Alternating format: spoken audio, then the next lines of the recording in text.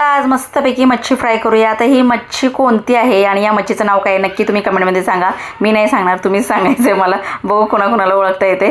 आणि इथे इटुकल्या पिटुकल्या मस्तपैकी मासे घेतलेले ते मी, आणि ही मच्छी मला खूप आवडते, मनस्वीला पण खूप, कारण टेस्टच एवढी छान लागते की नाही ह्याची। आणि ह्याच्यात मी मॅरिनेट करण्यासाठी घेतलेले हळद, तिखट, मीठ, गावचा येसूर, धनाजिरा पावडर आणि गव्हाचं पीठ, बेसनाचं पीठ, परत इथे सुक्कं खोबरं, कोथिंबीर, आलं, लसूण ह्यांचं एकत्रित वाटण करून ह्याला लावलेलं आहे। आणि मस्तपैकी बारीक रवा लावून कच्चा लावायचा बरं का, भाजलेला लावायचा नाही। छानपैकी शॅलो फ्राय केले। हा हा हा, एवढा छान खमंग सुटत होता की नाही, असं कोरडंच मच्छी खाऊ वाटत होतं, एवढं भारी लागत होतं। पण ह्याच्यासोबत मी मच्छी करीसुद्धा केलेली आहे, त्याचा व्हिडिओ नेक्स्ट तुम्हाला दाखवेन मी। आणि नक्की ओळखा बघू ही मच्छी कोणती आहे आणि या मच्छीचं नाव काय आहे।